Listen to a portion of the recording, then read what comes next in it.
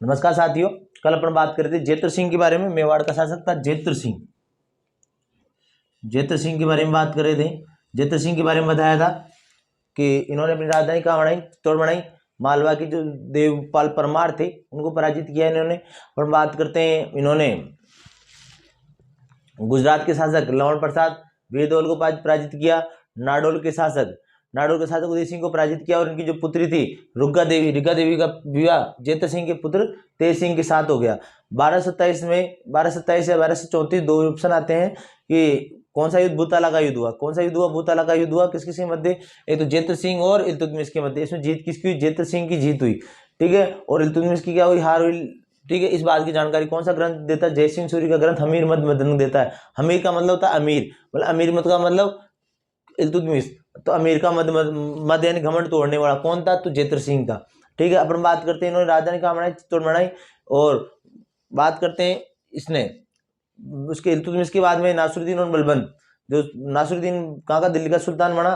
तो नासिरुद्दीन का जो सेनापति था बलबन ने किस पे आक्रमण कर दिया? जेत्र सिंह पर आक्रमण कर दिया। जेत्र सिंह ने बलबन का आक्रमण असफल कर दिया। क्यों कर दिया आक्रमण? क्यों किया आक्रमण? के कारण जेत्र सिंह ने जो नासिरुद्दीन का भाई था, नासिरुद्दीन महमूद का भाई था फिरोजुद्दीन, क्या नाम था? नासिरुद्दीन का भाई का नाम था जलालुद्दीन, सॉरी क्या नाम था? जलालुद्दीन को क्या दी थी? शरण दी थी। किसने शरण दी थी? तो जेत्र सिंह ने, ठीक है। इसलिए आक्रमण कर दिया। अपन बात करते हैं जेत्र सिंह को 5 आंखों का शासक भी कहा जाता है। और मध्यकालीन मेवाड़ का सबसे शक्तिशाली शासक कौन माना जाता है? तो जेत्र सिंह माना जाता है। जेत्र सिंह के बाद में उसका पुत्र हुआ तेज सिंह। कौन हुआ था? तेज सिंह। तेज सिंह के बारे में बात कर लेते हैं आज अपन।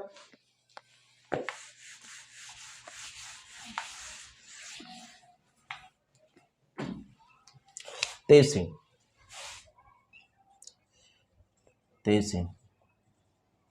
पिता कौन थे इसके? तो पिता जेत्र सिंह। पिता कौन थे? जेत्र सिंह। इसकी उपाधियां इसकी ध्यान रखना। उपाधियां कौन कौन सी? महाराजाधिराज,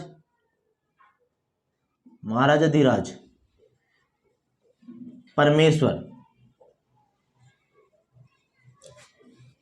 परम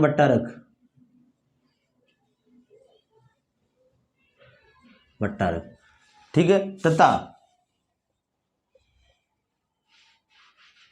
बीसल देव को पराजित कर। बीसल देव था गुजरात का शासक। कहां का शासक था?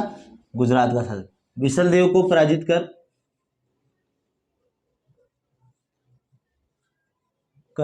उमापतिवार लब्ध प्रौढ़ प्रताप की उपाधि प्रदान की। ध्यान रखना, उमापतिवार लब्ध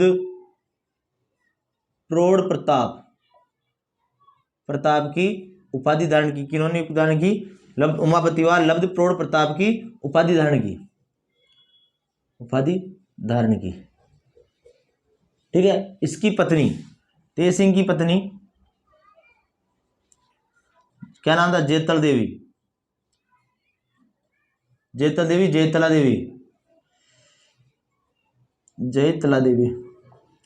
ने चित्तौड़ में, कहां पर? चित्तौड़ में श्याम पार्श्वनाथ मंदिर का निर्माण करवाया। किसका? श्याम पार्श्वनाथ मंदिर का निर्माण करवाया,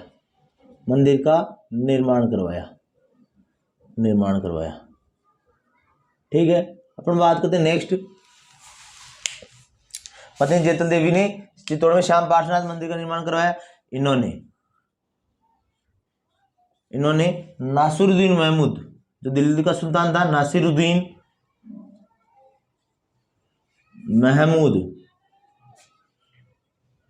के मंत्री कुतलुक खां को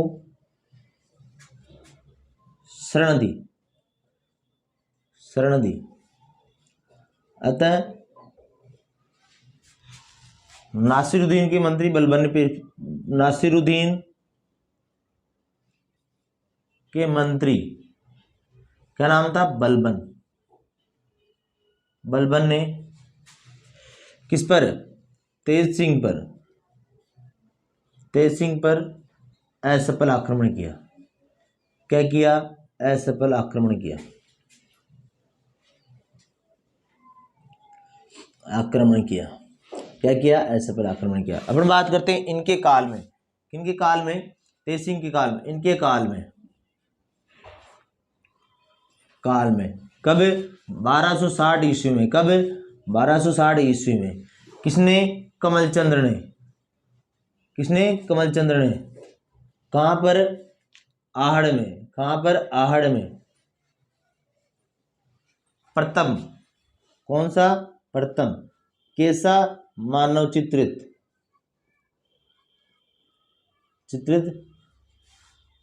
ग्रंथ बनाया। ग्रंथ का निर्माण किया। प्रथम मानव चित्रित ग्रंथ का निर्माण किया। ग्रंथ का नाम क्या था? श्रावक प्रतिक्रमण सूत्र चूर्णी। श्रावक प्रतिक्रमण सूत्र चूर्णी। ग्रंथ का नाम क्या था? श्रावक प्रतिक्रमण सूत्र चूर्णी। वापस सुन लो एक बार। बात करते हैं जयद्रथ सिंह के बाद में शासक कौन बना? तेज सिंह। तेज सिंह ने महाराजा अधिराज परमेश्वर परम भट्टारक तथा गुजरात के शासक विशल देव को पराजित करके उमापति व लब्ध प्रौढ़ प्रताप की उपाधि धारण की थी। ध्यान, इसकी पत्नी जयतल देवी ने क्या करा? चित्तौड़ में श्याम पार्श्वनाथ मंदिर का निर्माण करवाया और इन्होंने कुतलुका को शरण दी थी। तो नासिरुद्दीन महमूद ने एक जो मंत्री था, सेनापति था, बलबन ने किस पे आक्रमण कर दिया? तेज सिंह पर। लेकिन तेज सिंह ने उस आक्रमण को क्या कर दिया? असफल कर दिया। अब बात करें इन्होंने इनके काल में 1260 में आहड़ में किसके द्वारा? कमलचंद्र के द्वारा प्रथम मानव चित्रित ग्रंथ का निर्माण कराया गया। इसका नाम है श्रावक प्रतिक्रमण सूत्र चूर्णी। ठीक है, आगे चलते हैं आगे।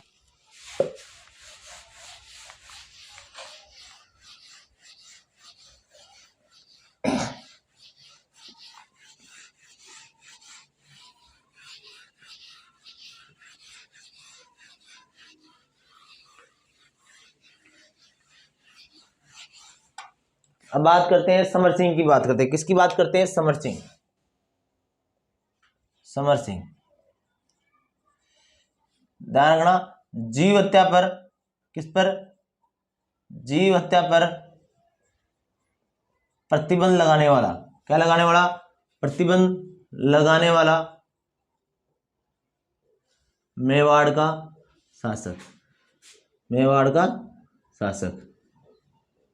ठीक है, जीव हत्या पर प्रतिबंध लगाने वाला कौन शासक था? मेवाड़ का शासक। मैंने बताया था, जब रणथंभौर बजाया था तो हमीरदेव चौहान ने किस पर? किसको हराया? समर सिंह को पराजित किया। इससे क्या कर वसूला तथा राजपूताना में अपनी ख्याति क्या की? प्रसिद्धि अर्जित की थी। किन्होंने? हमीरदेव चौहान ने। तो लिख लो एक बार। तो वहां पे लिख लिया था, यहाँ लिखने की जरूरत नहीं है, अपने समझना है बस कि ये क्या हुआ? रणथंभौर के शासक हमीरदेव चौहान से क्या हुए थे? पराजित हुए थे। और बात करते हैं दूसरी बात, इन्हें त्रिलोका कहा जाता है। क्या कहा जाता है? त्रिलोका कहा जाता है। क्वेश्चन आता है निम्न में किसे त्रिलोका शासक किसे कहा जाता है? तो इन्हें कहा जाता है। किनको? समर सिंह को त्रिलोका कहा जाता है। ठीक है, दरबारी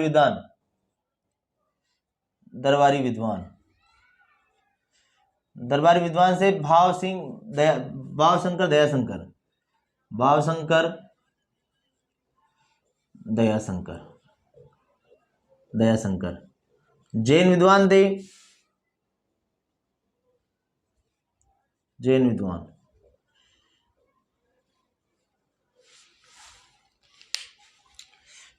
पाशवचंद्र, रतन प्रभु सूरी। और बात करें, अपन बात करें इन्हें त्रिलोका कहा जाता है। जीव हत्या प्रतिबंध लगाने वाले मेवाड़ के शासक। ठीक है, 1299 में, कौन से में ईस्वी में? 1299 ईस्वी में एकेकी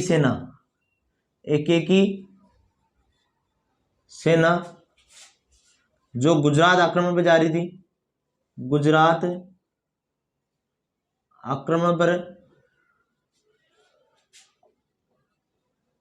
रही थी, से कर वसूलना। क्या करना? कर वसूलना।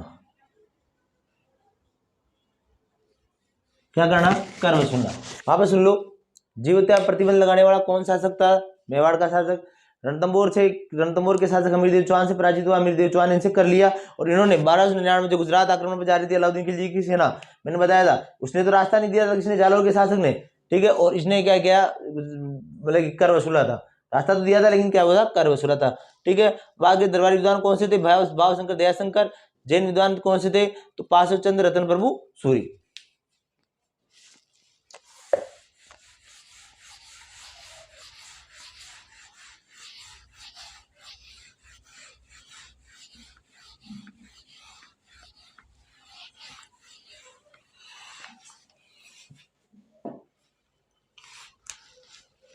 देखो आबू के शिलालेख में, किसमें, आबू के शिलालेख में,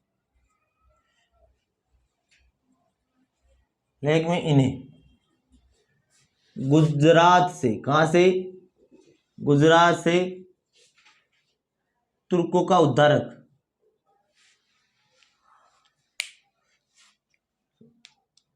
तुर्कों से गुजरात का उद्धारक, सॉरी, आबू के शिलालेख में इन्हें तुर्कों से गुजरात का उद्धारक कहा गया, कहा गया। ध्यान रखना, आबू के शिलालेख में समर सिंह को तुर्कों से गुजरात का उद्धारक कहा गया। हम बात करते हैं कुंभलगढ़ प्रशस्ति में, किसमें बात करते हैं, कुंभलगढ़ प्रशस्ति में, कुंभलगढ़ प्रशस्ति में। और अपन बात करते हैं चीरवे के लेख में, चीरवे के लेख में, कुंभलगढ़ प्रशस्ति में इसको शत्रुओं की शक्ति का, किसका, शत्रुओं की शक्ति का अपहर्ता कहा जाता है, अपहर्ता कहा जाता है। शत्रुओं की शक्ति का क्या कहा जाता है, अपहर्ता कहा जाता है। किसको, समर सिंह को, चीरवे के लेख में, किसमें, चीरवे के लेख में। शत्रु का सिंह के समान, शत्रु का सिंह समान संहारक कहा गया,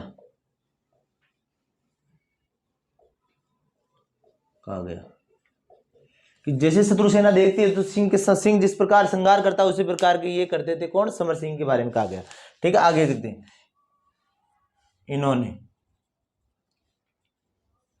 8 शिलालेख लगवाई। कितने शिलालेख लगवाए, शत्रु की सेना का, शत्रु का सिंह के समान संहारक कहा गया। किसको, शत्रु की सेना पर, एक मिनट रुको, शत्रु की सेना पर सिंह समान सूर, सिंह समान सूर कहा गया। किसे, कि जिस प्रकार शत्रु की सेना पर, जैसे सिंह जिस प्रकार वीर योद्धा के तहत योद्धा बनकर के अपने शिकार पर पड़ता है, उसी प्रकार के शत्रु की सेना पर ये सिंह के समान अपना सूरवीरता दिखाते हैं। कौन, समर सिंह। अपन बात करते हैं, इन्होंने 8 शिलालेख लगवाए,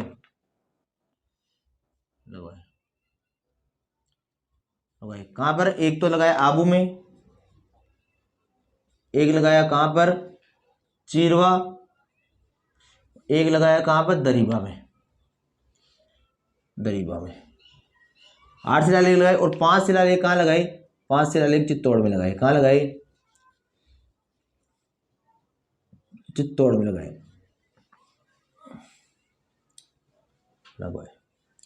ठीक है। इनके पुत्र, इनके 2 पुत्र थे। एक बात करते हैं, पहला तो रतन सिंह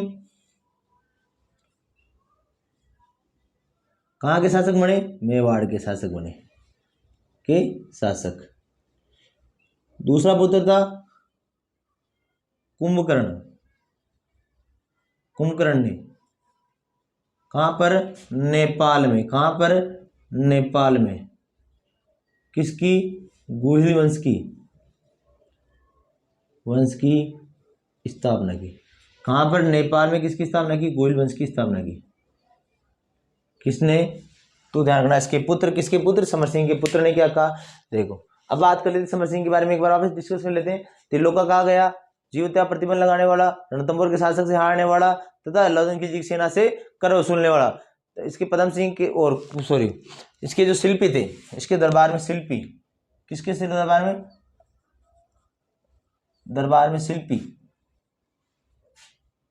शिल्पी पदम सिंह,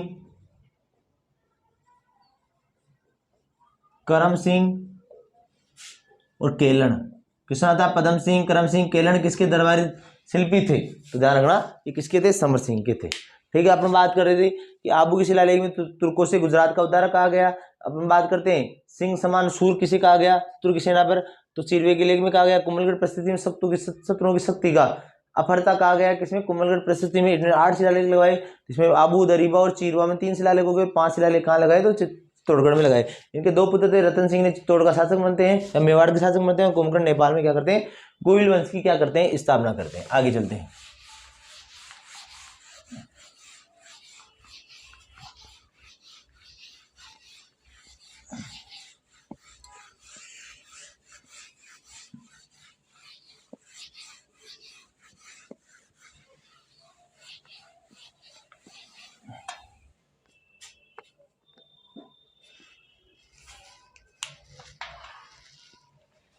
हम बात करते हैं रतन सिंह। किसकी बात करते हैं? रतन सिंह। इनकी जानकारी भाई रतन सिंह नाम का शासक हुए। इनकी जानकारी एक तो देते हैं, पहला ग्रंथ है कुंभलगढ़ प्रशस्ति। कौन से देता है? एक तो कुंभलगढ़ प्रशस्ति और दूसरी बात करते हैं कौन? एकलिंग महामात्य। कुंभा के ग्रंथ बताएंगे जब पढ़ाएंगे तो कुंभा आगे। एकलिंग महामात्य। इन दोनों के बारे में किसकी जानकारी मिलती है कि रतन सिंह शासक हुआ कहां पर? मेवाड़ में। अपन बात करते हैं इसकी पत्नी का नाम।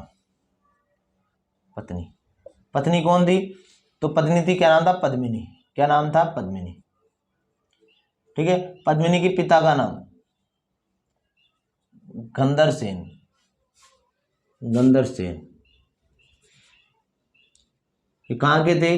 तो सिंगल द्वीप की राजकुमारी। कहाँ की सिंगल द्वीप जिसे वर्तमान में क्या बोलते हैं? श्रीलंका बोलते हैं। की राजकुमार, सिंधु द्वीप के शासक। ठीक है, आगे चलते हैं। इसकी जो माता थी, माता कौन थी? चंपावती। ठीक है, इसका चाचा कौन था? गोरा। और भतीजा कौन था? बादल।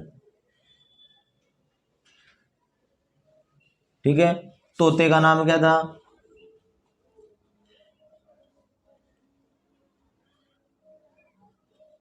हीरामन जाति का तोता।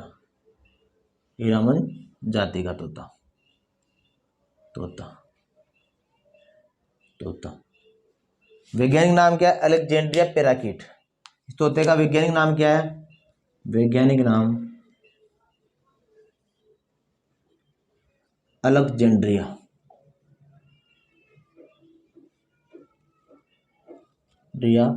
पैराकीट।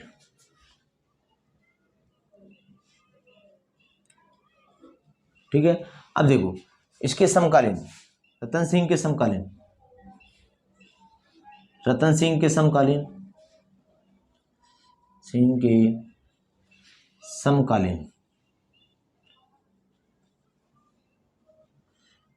दिल्ली का शासक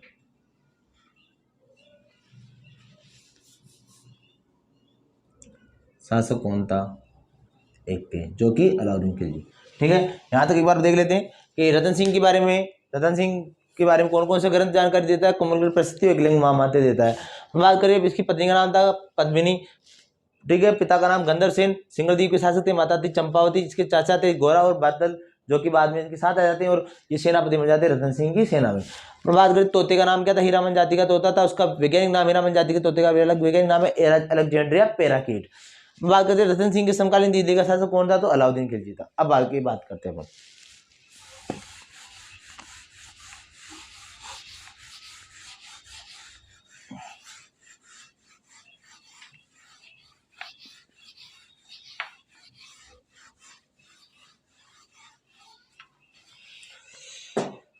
अपन बात करते हैं अलाउद्दीन खिलजी किस नीति का था, साम्राज्यवादी विस्तार नीति का था। इन्होंने रणथंबोर जीता अलाउद्दीन खिलजी ने, जालोर पढ़ाया जालोर जीता, सिवाना पढ़ाया सिवाना जीता किसने, अलाउद्दीन खिलजी ने। अपन बात करते हैं मेवाड़ पर भी आक्रमण करेगा, रतन सिंह पर आक्रमण करेगा 1303 में। आक्रमण के क्या कारण थे, आक्रमण के अलग अलग कारण थे जो मैंने बताया था कि पहला कारण अलाउद्दीन खिलजी की साम्राज्यवादी विस्तार नीति।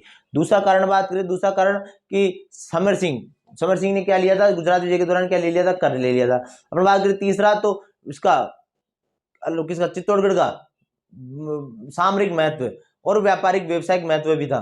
चित्तौड़गढ़ का सामरिक महत्व कैसे, संघकालीन राजधानी बना सकते हैं इसको, ठीक है, इसमें खेती कर सकते हैं इस दुर्ग में, और ये समुद्र तल से बहुत ऊंचाई पर पहाड़ी पर बना दुर्ग है। दूसरी बात करें इसका व्यापारिक महत्व कैसे था कि ये गुजरात जाना है और मालवा जाना है, क्योंकि सभी शासक के पास में सेना के साथ साथ धन धान्य भी होना जरूरी है। और ये कहाँ से आते थे, गुजरात से, और माल जो कृषि प्रदेश था वो कहाँ से आता था, मालवा में। तो दोनों के बीच में पड़ता है, अगर गुजरात जाना है या मालवा जाना है तो किसको पार होकर जाना पड़ता था, मेवाड़ को पार होकर जाना पड़ता था। इसलिए मेवाड़ का अलग ही कैसा महत्व था, व्यवसाय को व्यापारिक महत्व था। अपन बात करते हैं कि पद्मावत, जो पद्मावत ग्रंथ था, क्या था, पद्मावत ग्रंथ किसने लिखा था, तो किसके समय का था, तो क्या नाम, अपन बात करते हैं 1540 से लेकर 1545, शेरशाह सूरी का काल था कहाँ पर, दिल्ली पर, दिल्ली सल्तनत पर 1540 से लेकर 1545 तक शेरशाह सूरी का काल था। शेरशाह सूरी का जो दरबारी विद्वान था उसने ये ग्रंथ लिखा था, उसका नाम था पद्मावत। क्या नाम था, पद्मावत। और पद्मावत को जो कौन सी भाषा में था, अवधी भाषा में। कौन सी भाषा में, अवधी भाषा में। और पद्मावत अवधी भाषा में था, और उसका अन्य नाम क्या था पद्मावत ग्रंथ का, तो अन्य नाम था चिताई चरित्र। इसके अनुसार कि अलाउद्दीन खिलजी ने आक्रमण करने का कारण क्या था, तो पद्मिनी थी, किसकी सुंदर पत्नी, रतन सिंह की सुंदर पत्नी पद्मिनी थी। ठीक है, एक बार इसके बारे में लिख लेते हैं। रतन सिंह वर्सेज अलेक्के, ठीक है, एक्के का किसका, एक्के का किस पर, मेवाड़ पर आक्रमण का कारण,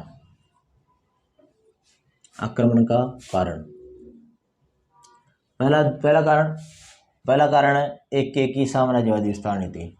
एक्के की साम्राज्यवादी विस्तार नीति। इस नीति के तहत क्या है कि साम्राज्यवादी विस्तार नीति के तहत ये दक्षिण भारत भी जीतना चाहता था, और दक्षिण भारत पर अपने आप को सिकंदर सानी मानता था। दक्षिण भारत पर आक्रमण करने वाला दिल्ली सुल्तान का प्रथम शासक कौन था, तो अलाउद्दीन खिलजी था। ठीक है, ये ध्यान रखना पड़ेगा, एक्के की साम्राज्यवादी विस्तार नीति। दूसरा, गुजरात विजय के दौरान, किसके दौरान, गुजरात विजय के दौरान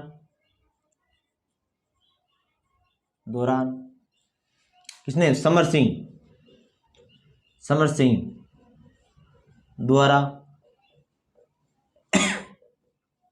एक्के की सेना से कर लेना, क्या लेना, कर लेना। नेक्स्ट करते हैं तीसरी बात,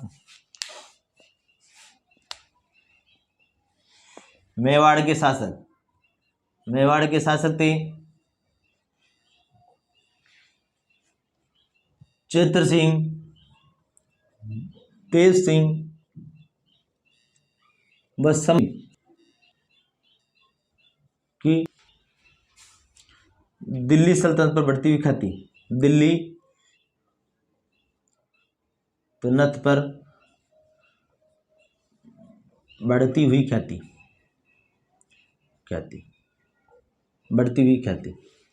अपन बात करते हैं चौथा कारण किसका, चित्तौड़ का सामरिक महत्व, चित्तौड़ का सामरिक महत्व।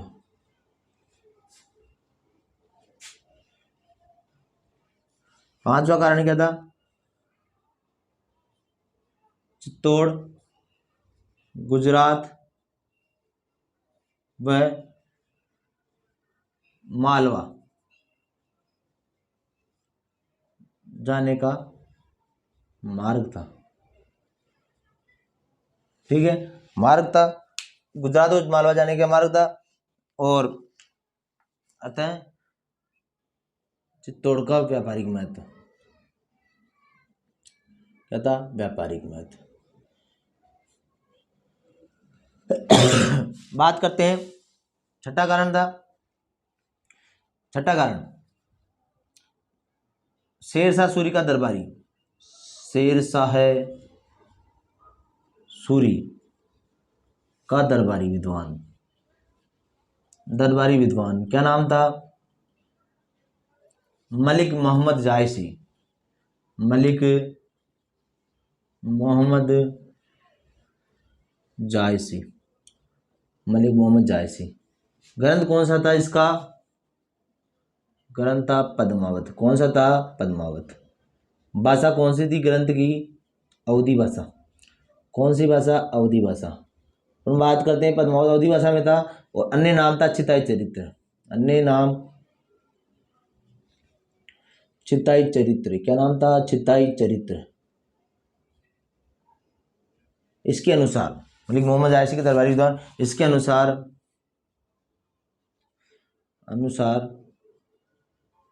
एक का किस पर? मेवाड़ पर। कहाँ पर? मेवाड़ पर। आक्रमण का कारण, किसका कारण? आक्रमण का कारण रतन सिंह की पत्नी। किसकी पत्नी? रतन सिंह की पत्नी क्या नाम था? तो पद्मिनी थी, पद्मिनी थी। ठीक है, अब आगे चलते हैं नेक्स्ट। इसका नाम पत्नी का नाम क्या था? पद्मिनी। अब देखो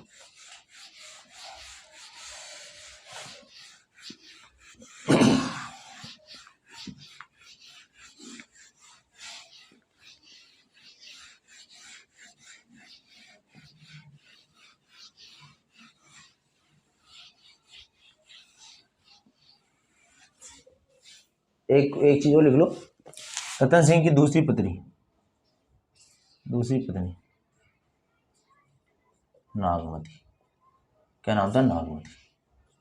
आगे चलते हैं। अब देखो मलिक मोहम्मद जायसी ग्रंथ पद्मावत के अनुसार। अब देखो पहले अपन बात करते हैं पद्मिनी के बारे में, कि कहा जाता है पद्मिनी के बारे में, पद्मिनी बहुत सुंदर थी, कि जब पानी पीते थे तो गले से क्या दिखता था? पानी दिखता था, इतनी सुंदर थी। अब बात करते हैं, एक बार की बात थी, तो सिंगल द्वीप में एक पद्मिनी के पास में हीरामन जाति का तोता था। तो वो तोता उड़ करके कहाँ गया? तो मेवाड़ के जंगलों में आ गया। कहाँ गया? मेवाड़ के जंगलों में आ गया। मेवाड़, लेकिन वो बोलता था। क्या करता था? बोलता था। तो वहां पर राघव चैतन्य नाम का ब्राह्मण रहता था, और राघव चैतन्य नाम का ब्राह्मण रहता था, तो उसके पास वो शिकारी के हाथ आ गया, और शिकारी ने उस तोते को किसको दे दिया? राघव चैतन्य को दे दिया। और राघव चैतन्य को दे दिया, तो वो था तोता, वो मानव की तरह बोलता था। तो वो कहाँ आ गया? तो एक राघव चैतन्य उस तोते को कहाँ दे दिया? रतन सिंह के दरबार में दे दिया। तो रतन सिंह की जो पत्नी थी उसका नाम था नागमती। नागमती ने जब पूछा कि नागमती सुंदर थी, उसने पूछा इस संसार में सबसे सुंदर कौन? तो उसने बोला कि जब समुद्र में बगुले रहते हैं या फिर किसी तालाब में बगुले रहते हैं तो बगुला अपने आप में सुंदर मानता है, जब तक उसने हंस को नहीं देखा। किसको नहीं देखा? हंस को नहीं देखा। बगुला है और बगुला अपने आप को क्या मानता है? हंस मानता है, लेकिन उसने बगुले को नहीं देखा, सॉरी हंस को नहीं देखा तब तक। तो उसी प्रकार वो बोलता है ना, फिर नागमती पूछती उससे, तोते से, तो सबसे सुंदर कौन है? तो वो बोलता है इस संसार में सबसे ज्यादा सुंदर सिंगल द्वीप की राजकुमारी गंधर्व सेन की पुत्री और चंपावती की, गंधर्व सेन और चंपावती की पुत्री क्या नाम है? पद्मिनी सबसे सुंदर है। तो पद्मिनी सबसे सुंदर है। तो इस बात का जब उस तोते को किसके दरबार में? रतन सिंह के दरबार में ले जाया गया, तो तोता बहुत चालू। तो तोता रतन सिंह पूछा कि इस संसार में सबसे सुंदर कौन? तो फिर वो बोलता है कौन? तोता बोलता है कौन सा जाति का? हीरामन जाति का, कि संसार में सबसे सुंदर सिंगल द्वीप की राजकुमारी गंधर्व सेन की पुत्री चंपावती थी। सिंगल द्वीप की राजकुमारी गंधर्व सेन की पुत्री और चंपावती की पुत्री कौन है? पद्मिनी सबसे सुंदर थी। अपन बात कर तो, और सबसे सुंदर पुरुष मेवाड़ के रतन सिंह सबसे ज्यादा सुंदर पुरुष है। तो रतन सिंह सोचे कि भाई एक मैं भी सुंदर हूं, और अगर पद्मिनी भी सुंदर होंगी तो मेरे जो पुत्र उत्पन्न होंगे वो कितने सुंदर होंगे। और उसके तोते की बात सुन करके वो क्या हो जाता है? साधु के वेश में कहाँ चल जाता है? योगी के वेश में कहाँ चल जाता है? तो सिंगल द्वीप जाता है। कहाँ पे जाता है? सिंगल द्वीप जाता है। अब सिंगल द्वीप का राजा था गंधर्व सेन, सिंगल द्वीप का राजा था गंधर्व सेन। और सुबह सुबह वो क्या करता था? अपने ब्राह्मणों को दान देता था। तो एक दिन ब्राह्मणों को, ये साधु के वेश में गए थे, योगी के वेश में गए थे, तो उन्होंने दान दे दिया। किसने? गंधर्व सेन ने। किसको? रतन सिंह को। लेकिन रतन सिंह के डोले सोले देख करके लगा कि ये साधु या भिखारी तो नहीं हो सकता, ये कहीं का राजकुमार होगा। तो उससे पूछा गया कि भाई आप कौन हो? तो उसने गंधर्व सेन ने उसने रतन सिंह ने कहा कि मैं मेवाड़ के शासक समर सिंह का पुत्र रतन सिंह और आपकी पुत्री तोते के कहने पर आपकी पुत्री किसका आपकी पुत्री पद्मिनी का क्या करना चाहता हूं, विवाह करना चाहता हूं, पद्मिनी से विवाह करना चाहता हूं, पद्मिनी से क्या करना चाहता हूं, विवाह करना चाहता हूं। उसने किसने गंधर्व सेन ने सोचा कि मेवाड़ का शासक और एक तोते कहने पर इतनी दूर भटकते भटकते कहाँ आ गया, मेरी पुत्री को सिर्फ देखने के लिए आ गया। सोचो अगर मेरी इसकी शादी मेरी पुत्री के साथ हो जाएगी तो मेरी पुत्री कितनी खुश रहेगी। और ये सोचते हुए उसने क्या कर दिया, ब्याह करा दिया किसका, रतन सिंह और पद्मिनी का। ठीक है। और जो पद्मिनी के चाचा भतीजे थे गोरा और बादल किसके सेनापति के रूप में नियुक्त हो गए, तो किसके सेनापति के रूप में नियुक्त हो गए, तो रतन सिंह के सेनापति के रूप में नियुक्त हो गए। अब बात करते हैं, तो जब रतन सिंह का विवाह किसके साथ हुआ, पद्मिनी के साथ विवाह, तो पद्मिनी किसके दरबार में रहेगी, रतन सिंह के दरबार में रहेगी। और वहीं पर राघव चैतन्य कौन रहेगा, राघव चैतन्य नाम का आदमी किसके दरबार में रहेगा, तो रतन सिंह के दरबार में रहेगा। लेकिन वो क्या होता है, पद्मिनी की सुंदरता देख करके घूरता रहता था। किसको घूरता रहता था, तो पद्मिनी घूरता रहता था। इस बात का पता रतन सिंह को चला था। रतन सिंह उसको क्या करता है, ब्राह्मण हत्या नहीं करना चाहता था, क्योंकि ब्राह्मण थे, राजगुरु भी थे, उसके कुलगुरु भी थे। कौन, राघव देव चैतन्य, किसके, रतन सिंह के। तो रतन सिंह नहीं चाहता था कि मेरे से ब्राह्मण हत्या हो, और उसको क्या कर दिया, देश निकाला दे दिया। तो देश निकाला दे दिया तो कौन अपने अपमान का बदला लेगा, कौन, राघव चैतन्य। राघव चैतन्य अपमान का बदला लेगा। तो उस समय सबसे शक्तिशाली शासक कौन था, तो दिल्ली का कौन था, अलाउद्दीन खिलजी। अलाउद्दीन खिलजी के पास जाके चला गया कौन, राघव चैतन्य। राघव चैतन्य अलाउद्दीन खिलजी के पास गुड़गांव के पास चला गया।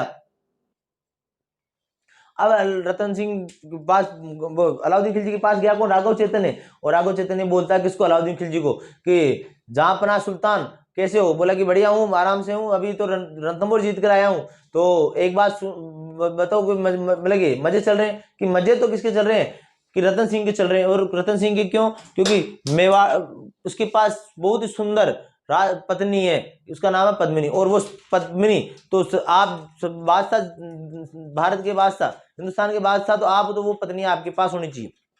तो वो क्या नाम, अलाउद्दीन खिलजी बोलता है कि अगर आपकी बात झूठी निकली तो आपकी मैं मुंडी शरीर से अलग कर दूंगा, और मिलेगी। और ये कहते हुए वो क्या करता है, चित्तौड़ पर आक्रमण करने की योजना बनाता है। कौन बनाता है, अलाउद्दीन खिलजी। किसके अनुसार, पद्मावत के अनुसार। पद्मावत किसने लिखी थी, तो बात करते हैं मलिक महमूद जायसी के अनुसार। तो फिर रणथंभौर पे चित्तौड़ पे आक्रमण करने की योजना बनाता कौन, अलाउद्दीन खिलजी। किसके लिए, पद्मिनी के लिए। अब 28 जनवरी 1303 को वहां से रवाना होता है, और कम से कम 8 महीने लग जाते हैं। 28 अगस्त 1303 तक वो क्या होता है, डेरा डाल के रखता है गंभीर रोड बेट्स नदियों के पास, डेरा डालते रहता है किसके, अलाउद्दीन की खिलजी की सेना। और खुद अलाउद्दीन खिलजी चित्तौड़ी पहाड़ी पर रहता है, और चित्तौड़गढ़ दुर्ग के चारों तरफ क्या रखता है, चित्तौड़गढ़ दुर्ग के चारों तरफ अपनी सेना रख लेता है। लेकिन क्या होता है, जीत नहीं पाता किसको, चित्तौड़गढ़ दुर्ग को। कौन नहीं जीत पाता, अलाउद्दीन खिलजी। फिर अलाउद्दीन खिलजी एक कूटनीति का प्रयोग करता है। क्या करता है कि वो एक संधि प्रस्ताव भेजता है कि हम क्या करते हैं, चाहते हैं हम क्या रावण रतन सिंह जी से क्या करना चाहते हैं, संधि करना चाहते हैं। क्या करना चाहते हैं, संधि करना चाहते हैं। तो रतन सिंह सोचे कि भाई संधि करना चाह रहे हैं तो अच्छी बात है, तो स्वागत है किसका, सुल्तान का स्वागत है। तो रतन सिंह उनको से दरवाजे के अंदर ले आते हैं, अपने दुर्ग के दरवाजे के अंदर ले आते हैं। अब रतन सिंह स्वागत करते हैं, और फिर उसके बाद में अलाउद्दीन खिलजी बोलते हैं कि मैं जाना चाहता हूँ, लेकिन एक बार क्या हो, मैं पद्मिनी की क्या देखना चाहता हूँ, वो देखना चाहता हूँ, शक्ल देखना चाहता हूँ, पद्मिनी की तस्वीर देखना चाहता हूँ। तो उसको क्या होता है, जैसे वो तालाब था, तालाब में परछाई दिखा करके, तालाब की परछाई से किसको दिखाया जाता है, पद्मिनी को दिखाया जाता है, किसको, अलाउद्दीन खिलजी को। और अलाउद्दीन खिलजी इसकी सुंदरता इतना मोहित हुआ कि अलाउद्दीन खिलजी के मन ही मन ठान लिया कि मैं इसको अपनी दुल्हन बना के रहूंगा, अपनी रानी बना के रहूंगा, अपनी बेगम बना के रहूंगा। तो जैसे ही वापस छोड़ने जाते हैं रतन सिंह अलाउद्दीन खिलजी को, और अलाउद्दीन खिलजी रतन सिंह को क्या करता है, धक्का दे करके अपने मतलब बाहर निकाल देता है, किससे, दुर्ग के दरवाजे से। और कहाँ ले जाता है, तो दिल्ली ले जाता है। कहाँ ले जाता है, दिल्ली ले जाता है, किसको, रतन सिंह को। और फरमान भेजता है किस पर, मेवाड़ पर। मेवाड़ पर फरमान भेजता है कि किसको, पद्मिनी को मेरे पास भेज दो और रतन सिंह को छुड़ा लो। तो पद्मिनी जितनी सुंदर थी, जितनी गुणवती, जितनी सुंदर थी, जितनी क्या थी, बुद्धिमती थी, जितनी रूपवती थी उतनी बुद्धिमती थी। तो बुद्धिमती थी, तो उसने उसने लेटर लिखा किसको, सुल्तान को, सुल्तान मैं आना चाहती हूँ और आपके पास आना चाहती हूँ, लेकिन मैं अकेले नहीं आ सकती, मेरे साथ में मेरी 1600 रानी आएगी। 1600 क्या आएगी, रानी क्या, सॉरी 1600 दासी आएगी, और उनकी डोलियों की चेकिंग नहीं की होगी, डोलियों की क्या होगी, तलाशी नहीं होगी। दूसरी बात कि जब तक मैं वहां पहुंचूं, चित्तौड़ पहुंचूं, तो उससे पहले मुझे किसका सिर चाहिए, मुझे राघव चैतन्य का सिर चाहिए। अलाउद्दीन खिलजी इस चीज को मान जाता है और राघव चैतन्य का सिर बेच देता है। और क्या क्या होता है दिल्ली में, फिर क्या होता है, अलाउद्दीन खिलजी की सेना, किसकी सेना, पद्मिनी की सेना, पद्मिनी और उसके जो चाचा भतीजे थे गौरा और बादल, और 1600 रानियां डोलियों में बैठ कर कहाँ के लिए रवाना हुई, दिल्ली की रवाना हुई। अब जब अलाउद्दीन खिलजी सोचता है कि पद्मिनी आने वाली है, पद्मिनी आने वाली है, पद्मिनी आने वाली, जब दिल्ली पहुंचती है तो पद्मिनी एक और शर्त रखती है कि मैं मेरे पति से मिलना चाहती हूँ, रतन सिंह से अकेले में। बोले कोई दिक्कत नहीं, कि आप आराम से मिल लो। उसके बाद में रतन सिंह जी उसको डांटते हैं, किसको, पद्मिनी को, लेकिन पद्मिनी की योजना दूसरी थी। पद्मिनी उसको पकड़ लेकर के कहाँ जाती है, वापस कहाँ पे, चित्तौड़गढ़ दुर्ग में आ जाती है। कहाँ जाती है, चित्तौड़गढ़ दुर्ग में आ जाती है। और गौरा और बादल लड़ते हुए कहाँ हो जाते, किससे, हमीर से, अलाउद्दीन खिलजी की सेना से लड़ते हुए क्या हो जाते हैं, वहां पर शहीद हो जाते हैं। बाद में अलाउद्दीन खिलजी वापस आक्रमण करता है, किस पर, चित्तौड़ पर। लेकिन यहाँ पर रसद सामग्री की कमी हो जाती है, तो फिर क्या होता है, रतन सिंह केसरिया करता है, क्या करता है, केसरिया करता है। और पहले यहाँ पे जोर होता है, क्या होता है, जोर होता है, बाद में केसरिया होता है। कहां पर, चित्तौड़गढ़ में। ध्यान रखना क्यों, क्योंकि अल्टीमेटली अलाउद्दीन खिलजी किसको चाहता था, तो पद्मिनी को चाहता था, इसलिए उन्होंने, पद्मिनी ने पहले ही क्या कर लिया, जोर किया। और फिर उसने हम केसरिया बाना पहन के रतन सिंह क्या करते थे, युद्ध भूमि में जाते हैं और क्या हो जाते हैं, अलाउद्दीन खिलजी के विरुद्ध लड़ते हुए क्या हो जाते हैं, वीरगति को प्राप्त हो जाते हैं। अमीर खुसरो लिखता है, अमीर खुसरो जो अलाउद्दीन खिलजी का दरबारी था, अमीर खुसरो खजानी फतूह में लिखता है कि कम से कम 30,000 हिंदुओं का क्या किया गया था, कत्लेआम किया गया था। कौन से दुर्ग में, तो चित्तौड़गढ़ दुर्ग में कोई कत्लेआम किया गया था। और बात करते हैं ये इस दुर्ग का नाम खिजराबाद रख दिया, किसने द्वारा, अलाउद्दीन खिलजी द्वारा इस दुर्ग का नाम खिजराबाद रख दिया, और अपने पुत्र खिजर खां को सौंप के चले गए। कौन, अलाउद्दीन खिलजी। कहां चले गए, दिल्ली चले गए। अब खिजर खां ने यहाँ पर गंभीर नदी का क्या बनाया, पुल बनाया। और यहाँ पर जो पुल था, पुल में पत्थर लगाए थे, हिंदू देवी देवताओं के पत्थर लगाए थे, पत्थर जो मतलब कि पत्थर के रूप में हिंदू देवी देवता की मूर्ति लगाई थी, किसने, अलाउद्दीन खिलजी के पुत्र खिजर खां ने। और खिजर खां वहां यहाँ से चला जाता है, खिजर खां यहाँ से चला जाता है। और जो मैंने बताया था, जालोर पढ़ाया था, बताया था हमीर देव जालोर पढ़ाया था, सिवाना, वो क्या नाम, कानड़देव चौहान का भतीजा था, उसका नाम था मालदेव चौहान। मालदेव जो सोनगरा के शासक थे, इसलिए मालदेव सोनगरा ही बोल दो। तो मालदेव सोनगरा, जिसे मुछड़ा मालदेव भी कहते हैं, उसका जो पुत्र था उसका नाम था जयसिंह या जैसा या बनवीर सोनगरा। जैसा चौहान, बनवीर सोनगरा या जयसिंह चौहान, वो राज कर रहा था कहां पर, चित्तौड़ में। तो उस पर क्या होता है, राणा शाखा, जैसे मैंने बताया थी कि रण सिंह और कर्ण सिंह के दो पुत्र थे, एक तो राहत और एक था सेम सिंह। राहत था, रण सिंह और कर्ण सिंह के दो पुत्र थे, एक तो सेम सिंह, एक थे राहत। राहत क्या होता है, सिसोदा ग्राम में, जो राहत के बारे में बताया था, काशी हो गई थी, उसको दारू पिला दिया गया था, तो उसको पता चला कि मुझे दारू पिलाया गया, तो वो शीशा पी के मर जाता है, और उसी के नाम पे वो जगह पड़ जाती है सिसोदा। तो जो सिसोदा के जागीरदार थे, तो सिसोदा के, उसके बाद में कालांतर में एक शासक बने थे, सिसोदा के जागीरदार थे लक्ष्मण सिंह सिसोदा। क्या नाम था, लक्ष्मण सिंह सिसोदा। अपने 7 पुत्रों के साथ में जो कुंभलगढ़ प्रशस्ति के अनुसार किसके, अलाउद्दीन खिलजी के विरुद्ध लड़ते हुए, रतन सिंह का साथ देते हुए अलाउद्दीन खिलजी के विरुद्ध लड़ते हुए क्या हो जाते, वीरगति प्राप्त जाते। उसी जो लक्ष्मण सिंह था, लक्ष्मण सिंह सिसोदा का पुत्र था हरि सिंह, और हरि सिंह का पुत्र था हमीर, राणा हमीर, जो कि वहां सिसोदा में शाखा कौन सी थी, राणा।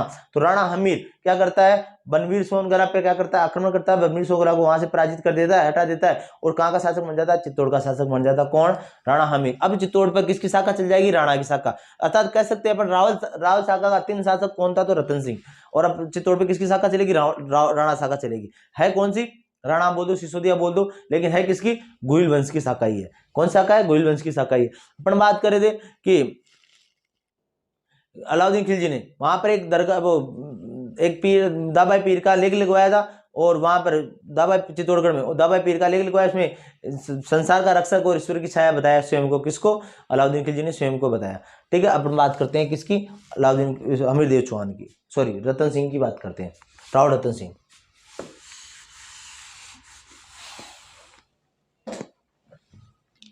राव रतन सिंह, हम बात करते हैं ब्राह्मण कौन था, कहानी मैंने बताई थी, ब्राह्मण था राघव चैतन्य, राघव चैतन्य। ये क्या करता था, पद्मिनी को कौन सी दृष्टि से, पद्मिनी को कुदृष्टि से देखता था, कुदृष्टि से देखता था पहली बार। ठीक है, ये अपने अपमान का बदला लेने के लिए, अपने अपमान का बदला लेने के लिए, बदला लेने के लिए एक्के के दरबार में गया,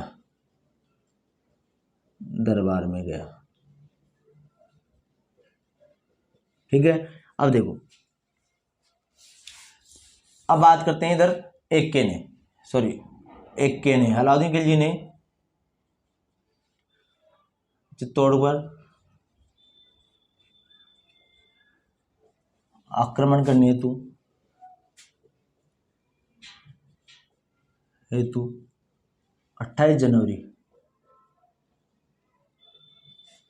1303 को सेना दिल्ली से रवाना की,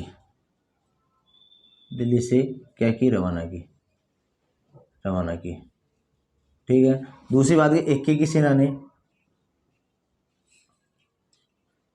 ने गंभीरी व बेडस नदी पर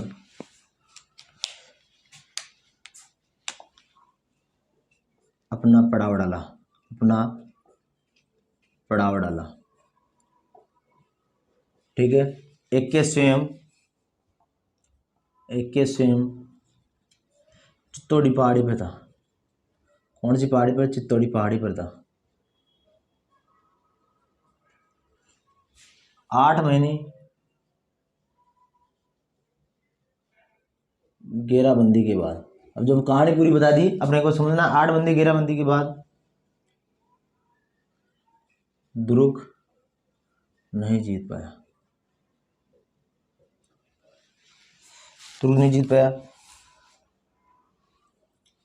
कूटनीति का प्रयोग कर किसको, रतन सिंह को बंदी बनाकर कहाँ ले गया, दिल्ली ले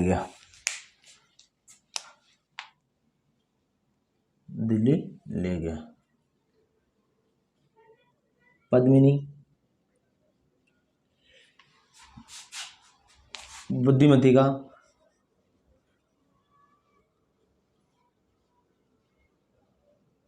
परिचय देते हुए पुनः रतन सिंह को मेवाड़ लेकर आई, ठीक है। रतन सिंह वर्सेज एक्के, क्या हुआ, युद्ध में जीत गया कौन, एक्के। रतन सिंह जी क्या हुए, हार गए। क्या किया, केसरिया बाला पहन के युद्ध में भी लड़ते हुए वीरगति को प्राप्त होना, क्या कहलाता है, केसरिया। बात के हार गए, केसरिया किया। और पत्नी थी, ठीक है। इस दौरान एक बार याद रखना, इस दौरान गोरा व बादल शहीद हुए, बादल वीरगति को प्राप्त हुए,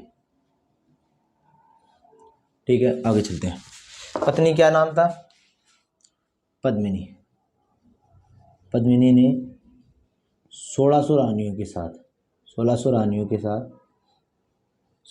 बोल दो, दासी बोल दो, 1600 महिलाएं लिख दो आप, ज़्यादा बढ़िया रहेगा। 1600 महिलाओं के साथ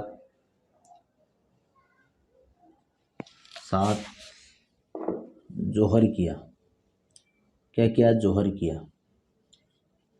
कब किया, 28 अगस्त 1303, ध्यान रखना। ये जोहर एक ध्यान रखना, पहले एक बार इसको मिटा देते हैं एक बार।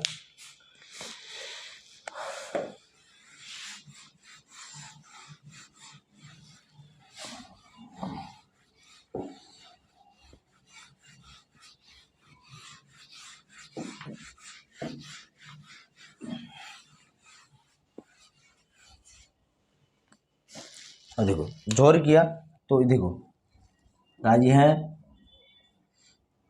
राजस्थान का दूसरा, मेवाड़ का प्रथम, वह कहाँ का, राजस्थान का प्रथम ऐतिहासिक शाखा माना जाता है, ऐतिहासिक शाखा माना जाता है, शाखा माना जाता है। ध्यान समझना कि ये जो शाखा है, मैं केसरिया प्लस जोर क्या कहलाता है, शाखा कहलाता है। यह राजस्थान का दूसरा था क्योंकि पहला कहाँ हो गया था, रणथंभौर में। ठीक है, मेवाड़ का क्या था, प्रथम था। ठीक है, बात की राजस्थान का प्रथम ऐतिहासिक शाखा किसे मानते हैं, राजस्थान का ऐतिहासिक शाखा किसे मानते, तो चित्तौड़गढ़ की शाखा मानते। अब एक की क्या हो गया, जीत गया। ठीक है, चित्तौड़ का नाम बदलकर, जैसे सिवाना का खैराबाद कर दिया, जालो का जलालाबाद कर दिया, चित्तौड़ का नाम बदलकर खिजराबाद कर दिया, खिजराबाद कर दिया। ठीक है, वह चित्तौड़ का शासन, चित्तौड़ का शासन खिजर खां को सौंप दिया। किसको सौंप दिया, खिजर खां को सौंप दिया। ठीक है, किसने, एके ने, एके ने धा भाई पीर की दरगाह बनवाई तथा इस पर फारसी में लेख लिखवाया,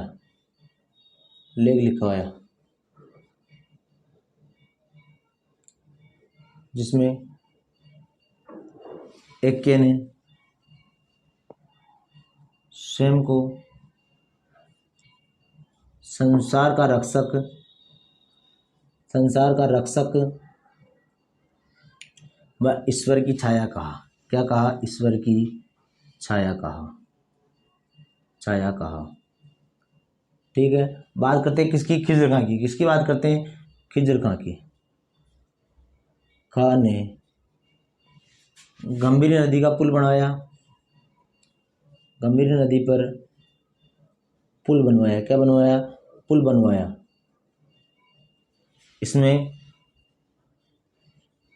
पत्रों के रूप में, किसमें, पत्रों के रूप में हिंदू देवी देवताओं की मूर्तियां काम में ली। क्या ली, मूर्तियां काम में ली। हिंदू देवी देवता की मूर्तियां काम में ली। किसने, तो खिजर खां ने। गंभीर नदी का पुल बनाया किसने, खिजर खां ने। अपन बात आगे चलते हैं नेक्स्ट।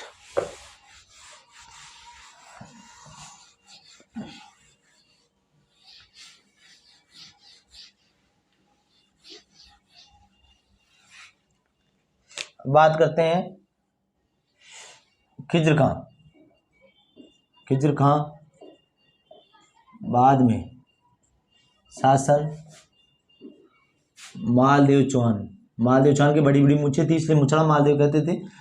मालदेव चौहान, मुछड़ा मालदेव को सौंप कर दिल्ली चले गए। ठीक है, यहां तक समझ आ गया। अब देखो नेक्स्ट चलते हैं।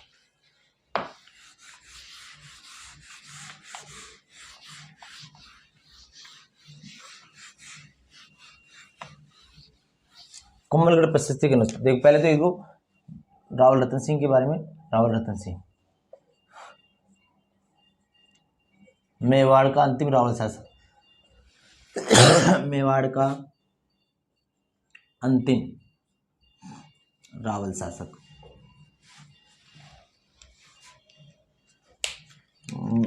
मेवाड़ का अंतिम रावल शासक।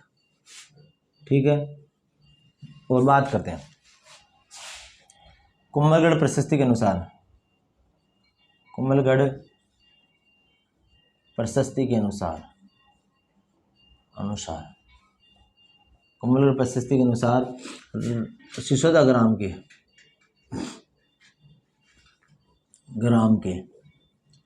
लक्ष्मण सिंह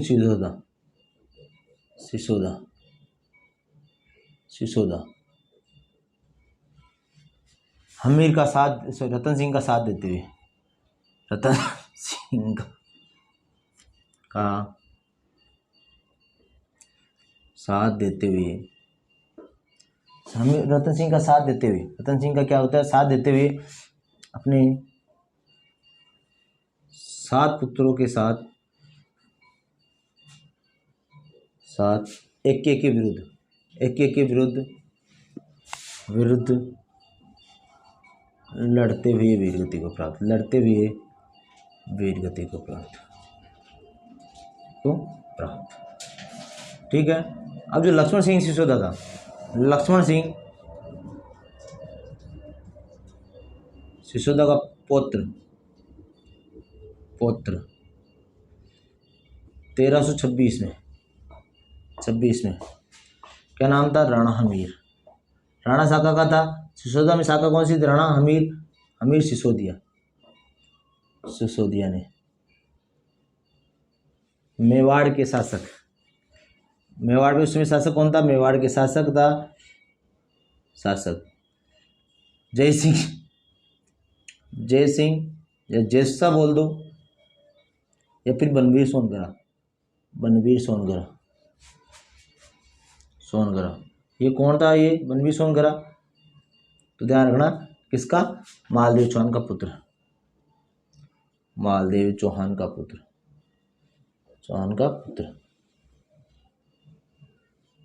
पर आक्रमण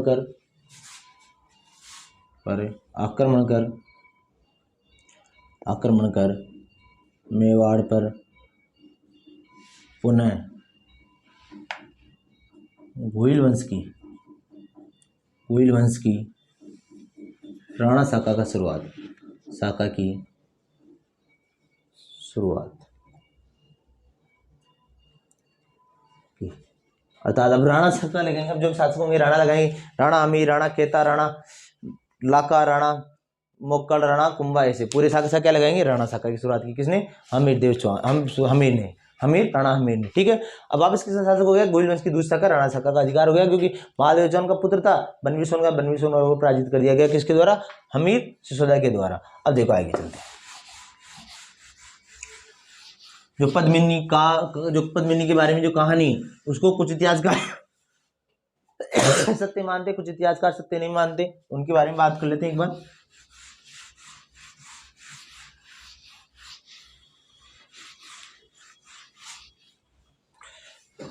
पद्मिनी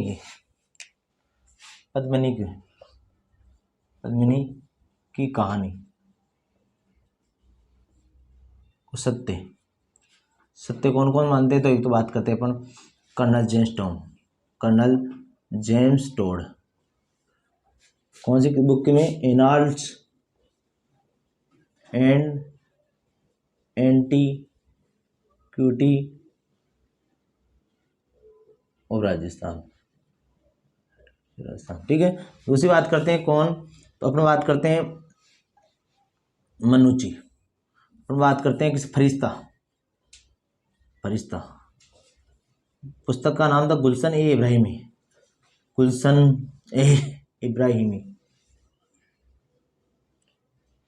बात करते हैं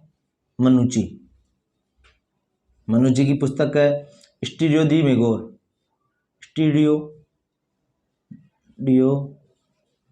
मेगोर।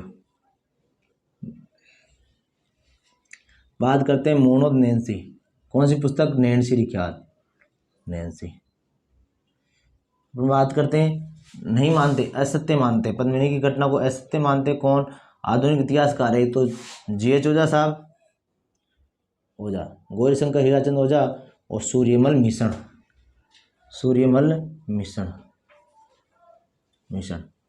बात करते हैं अमीर खुसरो ने अपने ग्रंथ ग्रंथ। खजाइन फतू, क्या नाम था? खजाइन उल फतह, खजाइन उल फतू। अन्य नाम था इसका तारिक अलही, सॉरी अभी छोड़ो। कमीर हुसैन ने अपने ग्रंथ खजाइन फतह में कहा कि एके ने चित्तौड़गढ़ में, किसमें? चित्तौड़गढ़ में 30,000 महिला पुरुषों, महिला भी है उसमें, पुरुष भी हैं, बच्चे भी हैं, बच्चे का कत्लेआम किया, कत्लेआम किया, लेकिन नरसंहार किया था किसके द्वारा? अलाउद्दीन खिलजी के द्वारा। अब हम बात करते हैं गोरा बादल की चौपाई। गोरा बादल की चौपाई,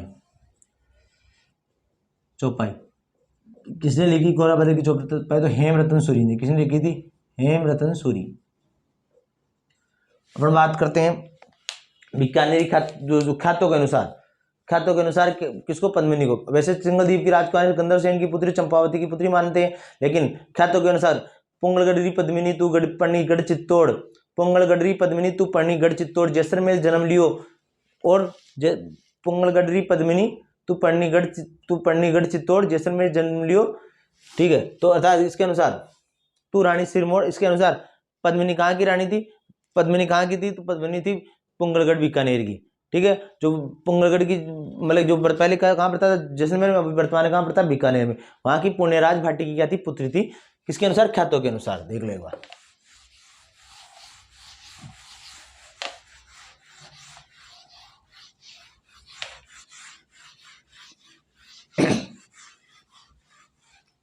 देखो ख्यातों के अनुसार, ख्यातों के अनुसार पद्मिनी, पद्मिनी जैसलमेर के पुंगल, जैसलमेर पुंगल पहले कहाँ पड़ता था? जैसलमेर में, वर्तमान बीकानेर, बीकानेर में पुण्यराज भाटी की पुत्री थी। कौन सी भाटी की? पुण्यराज भाटी की पुत्री थी, पुत्री थी। इसके बारे में पतली दो है, पुंगलगढ़ी पद्मिनी, पुंगलगढ़ी पद्मिनी, पद्मिनी परनीगढ़ चित्तौड़, पुंगलगढ़ी पद्मिनी तू रानी सिरमौर, तू रानी सिरमौर जैसलमेर जन्म लियो, जैसलमेर जन्म लियो, परनीगढ़ चित्तौड़, परनीगढ़ चित्तौड़। तो ये तो कहाँ की रानी थी? ये पुंगलगढ़ की थी। उसमें कहाँ पे पड़ता था? पुंगल, जैसलमेर वर्तमान में कहाँ पड़ता है? बीकानेर में पुण्यराज भाटी की पुत्री थी। ठीक है, अब बात करते हैं, नेक्स्ट करेंगे अपन हम राणा हमीर के बारे में, जो मेवाड़ में राणा शाखा का या सिद्धू शाखा का प्रथम शासक कौन? हमीर, राणा हमीर, जिसको मेवाड़ का उद्धारक भी कहा जाता है, कीर्ति स्तंभ प्रशस्ति में विषम घाटी पंचानन भी कहा जाता है कि विषम परिस्थितियों में सिंह के समान, शेर के समान खड़ा रहने वाला। बात करते हैं कुंभा की टीका रसिक प्रिया में वीर राजा के बारे में कहा गया है, इसने मोहम्मद बिन तुगलक को पराजित किया सिंगरौली के युद्ध में, जो बता बांसवाड़ा में। बात करें 1364 तक, 1326 से लेकर 1364 तक आज किया छापा मार गुरिल्ला युद्ध प्रतिनिधि के क्या माने जाते हैं? जनक माने जाते हैं। इसने चित्तौड़ में अन्नपूर्णा माता के मंदिर का निर्माण करवाया था, किसने? तो हमीरदेव चौहान ने, सॉरी राणा हमीर ने। ठीक है, इनके बारे में राणा हमीर, राणा खेता, राणा लाका, अपन बात करें मोकल, अपन बात करते हैं कुंभा, इनके बारे में चर्चा करेंगे नेक्स्ट। ठीक है।